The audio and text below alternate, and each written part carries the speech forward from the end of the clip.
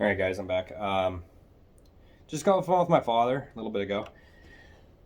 Really great man, and I want to kind of go over a couple things that I've been thinking about regarding. I don't know how to phrase it. Maybe like lineage, the importance of family tradition, or even having family, things like that. So, um, kind of start at the beginning. I'm going to try to keep this roughly 10 minutes, not for ads or anything like that. I don't have that. I digress. So, my father was basically raised by some extended family. Kind of bounced around from place to place, and the reason for that is that he didn't really know his parents. My grandmother died, I believe, giving birth to him, and my grandfather basically ran away from everything. No, he could still be alive. Don't know. But my father raised me with my mother, who's no longer with us. That's another video as well, but that has to do with addiction. Um, my father was a blue collar man, worked in a lumber mill for probably about 16 or so years, something like that. Um, Slaved to put food on the table, and somehow still managed to go to college as well. He went on to get in the medical industry. Very, very proud of him. But what I didn't acknowledge enough, or what I didn't realize enough at the time when I was younger, when he was going through school and working and everything. I was around 13 at this time. I was getting in some trouble, just kind of being an a-hole, right? A dumb kid. Um, I really kind of took for granted just how much sacrifice he was making to keep the thing going, and I wasn't very grateful for what that thing was, and that kind of ties into really what I want to talk about today, the importance of having family, or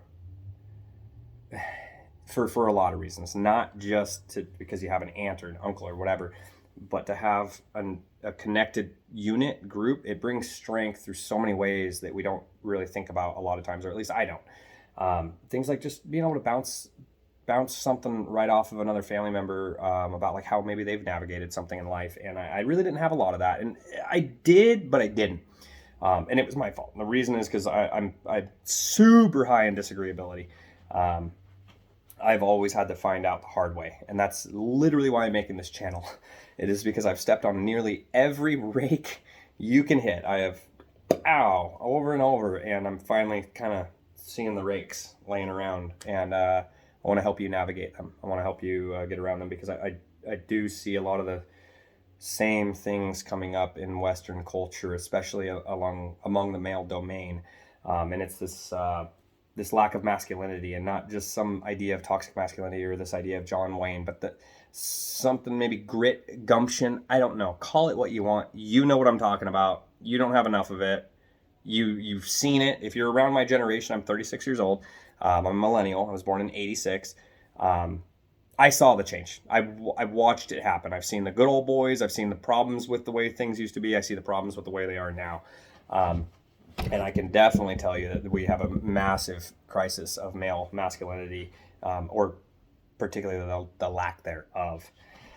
Um, Something that I find has been a big issue with not being able to connect to elders is what I'd refer. I mean, I'm saying family a lot, but what I really mean is like mentor, elder, that part of the family unit. For a lot of the women I've seen in my wife's life, it comes from the grandmother down through the mom, into my wife, and they pass down generational knowledge, and they can be things that we all find out eventually.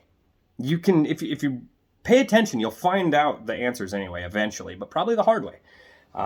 If you're anything like me, if I didn't know any better, I'd say that my number one skill is resilience, because of the things I've put myself through. I really didn't need to in hindsight, and I'd like to help with that. Um, aimlessness, aimlessness in regards to not having a family or an arrow to go to. Maybe that's something else I can tie it into. This is going to be a little heady, um, and it might not be completely concise. I'm going to try to work as I continue to make videos to really consolidate my thoughts, get it into a clear, concise format for you guys. But for now, you're going to have to deal with a little bit of, what would you call it? Neuroticism, right? So without having an arrow to kind of point you in the right direction in life, or anywhere near the right direction, right? Because there's a lot of ways that you can live life. There's, if I'm going with this analogy of like a circle, right? Like you can go all the way down, you can just destroy your life. But then it seems like there is a big range. It's very obtuse of what you can do. But without having some sort of a guide, it can be very, very, very challenging. And so I would definitely suggest that if you have a family member that you used to be close with, or maybe you want to be close with, and you really haven't been able to because of X, Y, or Z, maybe there's some internal strife, I would say do your best to try and swallow that pride and start digging into what knowledge they might have, especially if they're your elder. If you feel like they have something to offer you. And in my case, I just wish I would have listened to my father sooner. To be honest, maybe he didn't know at the time that he was telling me. Maybe I was right to not listen to some of that stuff. I doubt it. I'm pretty sure he was trying to help me out a lot. But because of my stubbornness, stupidity, I don't believe you, Dad. Let me go eat shit and die. And then I'll come back and tell you how you were right, and I'll apologize. And that's basically what's happened. The next thing I wanted to go over in this whole ramble really is the importance of mentorship.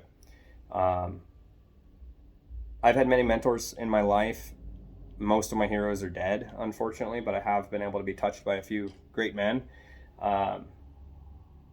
They're in short seasons of my life, but I have been extremely grateful for those things, and I think it's also equally important to try to pass that along.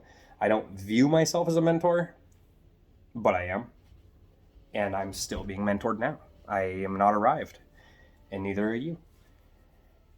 I mean, I'm sure you guys have seen the stuff with the Dalai Lama. We don't need to go into it. But if he doesn't know what he's doing, what the hell makes you think you do? Or that anybody does? And that's not to scare you. The point is to say something like, even the most collective, or even the most apparently collected people, you don't know what they have in their closet. And I definitely subscribe to a lifestyle of radical honesty, and that's different than brutal honesty. There's a big difference. If there's a big old bitch, woman, or I shouldn't have said that.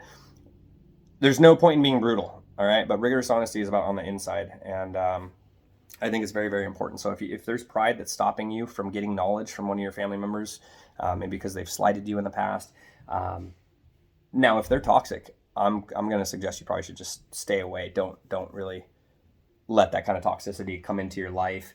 But if it's something that you can bury the hatchet on, that person probably has made some mistakes in their life, and chances are it might even be apparent in the way they treat you. That can sometimes life problems will actually cripple people to the point that they really just get. Okay, I had to pause temporarily. Roommate showed up. No problem though. Mentor. Find somebody that has something that you want. Ask them not for the thing. Ask them for how they think. Ask them. Not just, hey, how do you think? If you want something somebody else has, you need to dig in and try and bring something of value to the person if you can, or just present yourself. I've had luck with that before. One of the gentlemen in my life that really helped me a lot. He taught me simple things that you guys probably already know, and that's the thing about it. I'm not really going to tell you something that's super mind blowing, maybe. But it's ancient wisdom, not necessarily ancient. It's only becoming ancient because people forget and they don't pass it on. But he taught me things like never confuse your wants for your needs, and they're all wants. Things like that.